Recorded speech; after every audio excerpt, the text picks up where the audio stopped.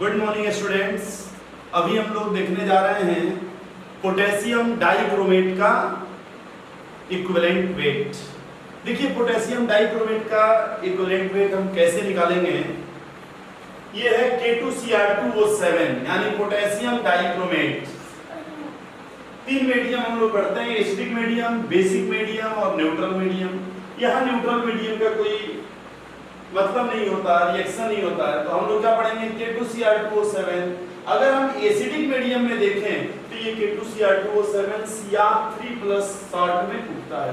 Cr3+ मतलब जैसे ये क्रोमियम फॉस्फेट बना सकता है, क्रोमियम सल्फेट बना सकता है, क्रोमियम नाइट्रेट बना सकता है, क्लोराइड बना सकता है, कुछ भी Cr3+। ये करता क्या है 6+ यहाँ ऑक्सीडेशन स्टेट है, 6+ से 3+ में चेंज होता है।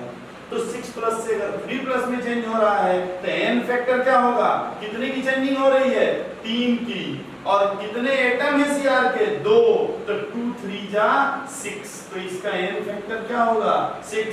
तो इक्विवेलेंट वेट कैसे निकालेंगे, इक्विवेलेंट वेट हमारा हो जाएगा मोलर मास बाई 6।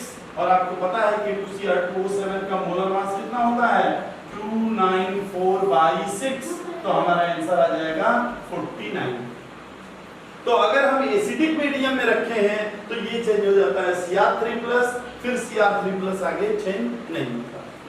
लेकिन अगर हम बेसिक मीडियम में रख रहे हैं तो बेसिक मीडियम में क्या होता है, हमने लिख भी दिया यहाँ, in basic medium K2Cr2O7 do not act as oxidizing agent because it is unstable in basic medium and converts into chromate ion। तो देखिए एसिडिक मीडियम में क्या होता है, ये चेंज होता है, और ये क्या हो रहा है 6 से 3+ यानी रिड्यूस हो रहा है, यानी क्या है ऑक्सीडाइजिंग एजेंट। इसीलिए हमने लिखा कि oxidising agent only in acidic medium, but in case of basic medium ये है हमारा K2Cr2O7, K2 हट गया है, Cr2O7 ये किस में बदलता है क्रोमेट में। तो आप जैसे इसको बेसिक मीडियम में रखते हैं इसका कलर होता है ऑरेंज, और धीरे धीरे ये येलो कलर होने लगता है। तो अगर हम इसको बैलेंस करें तो आप जरा देखिए, इसमें Cr2 तो बैलेंस है, इधर ऑक्सीजन है 4, इधर है 7, सॉरी इधर है 8 और इधर है 7, तो क्या है हमारे में ऑक्सीजन की इधर एक ऑक्सीजन इधर ज्यादा है।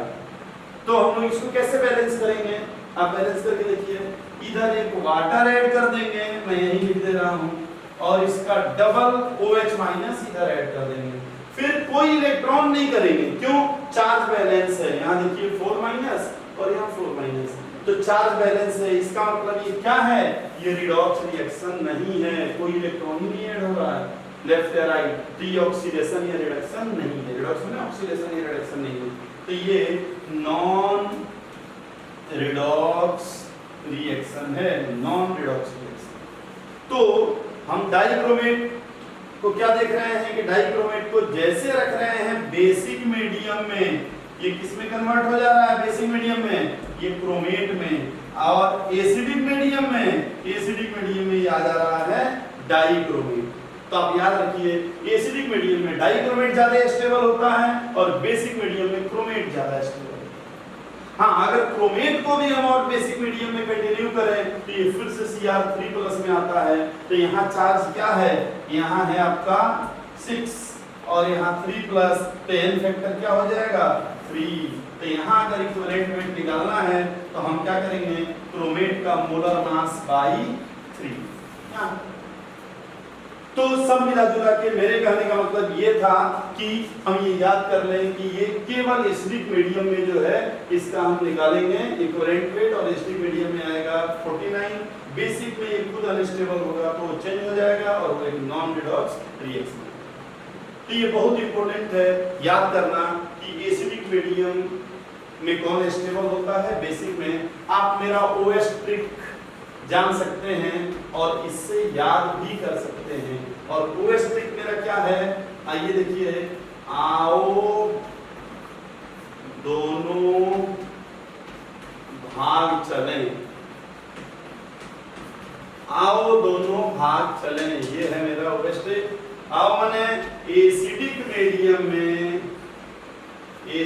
मीडियम में दोनों माने डाइक्रोमेट ज्यादा स्टेबल होता है, भाग मतलब बेसिक मीडियम में चले माने क्रोमेट ज्यादा स्टेबल होता है। तो एसिडिक में डाइक्रोमेट और बेसिक में क्रोमेट। तो ये था इक्विवेलेंट वेट ऑफ K2Cr2O7।